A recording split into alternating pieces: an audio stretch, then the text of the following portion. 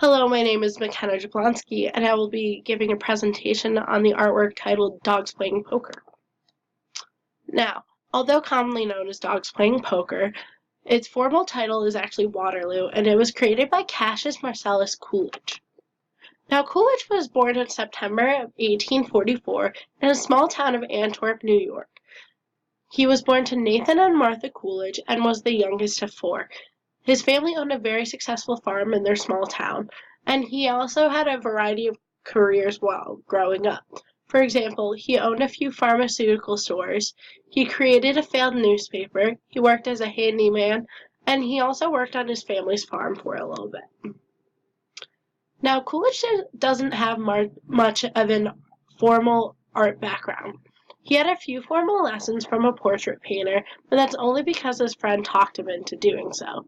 He also was a cartoonist and an illustrator for a local newspaper.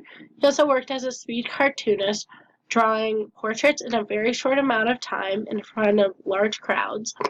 And he also created the comic foregrounds that we commonly see at carnivals and festivals. Now, Coolidge's work is very anthropomorphic and focuses on dogs. Anthropomorphism is when a non-human object is placed into a human-like situation. For example, dogs playing poker. Now, his anthropomorphic art was able to draw the attention of the Brown and Bigelow Company, who purchased his 16 pieces of art and used them as advertisements. Now, this really allowed for Coolidge's work to really take off. Waterloo is the painting we will be focusing on. It is the second of a pair, with the first titled A Bold Bluff. Now, in Waterloo, we can see a Bernese Mountain Dog collecting its winnings after it successfully fooled its opponents. What's really interesting about this painting is the realistic reactions and expressions behind each of the dogs. For example, we can see the bulldog is angry, the dog next to it is shocked, and the dog all the way on the right is sad that he didn't see it coming. Now, if we look at the analysis behind it, we can see that the color palette is very dark and very masculine. Some may say that this is due to play off of the idea that poker is a man's game.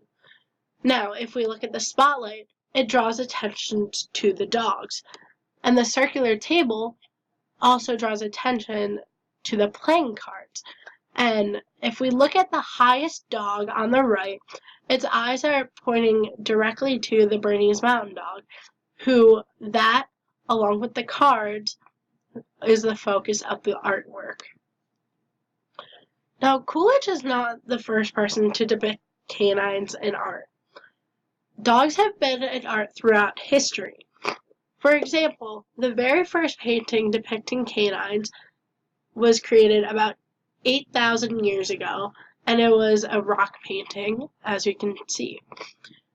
As we can see, the dogs or canines are on leashes, and the man is using a bow and arrow.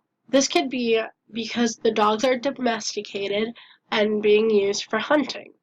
Now, if we look at the other piece, marble statue of a pair of dogs, which was created in about 1 AD, we can see that dogs aren't only used for hunting, but they are actually very loving as well. Now,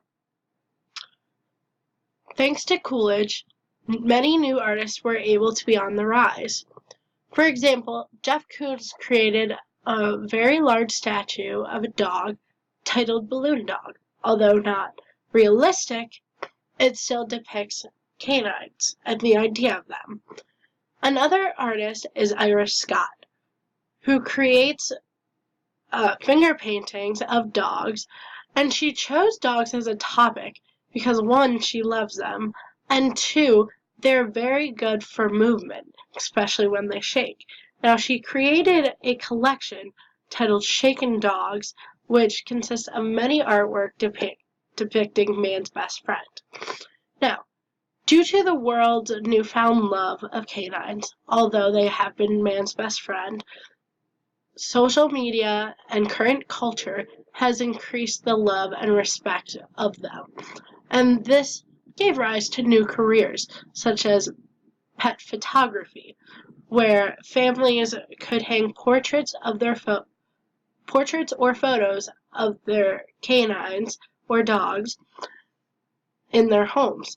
And some even take these photos and turn them into merchandise, such as blankets as well as clothing.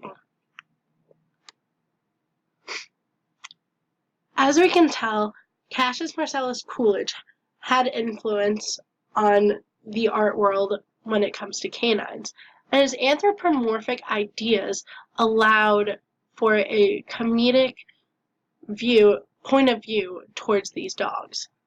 Thank you. Here are my citations, and I hope you enjoyed this presentation.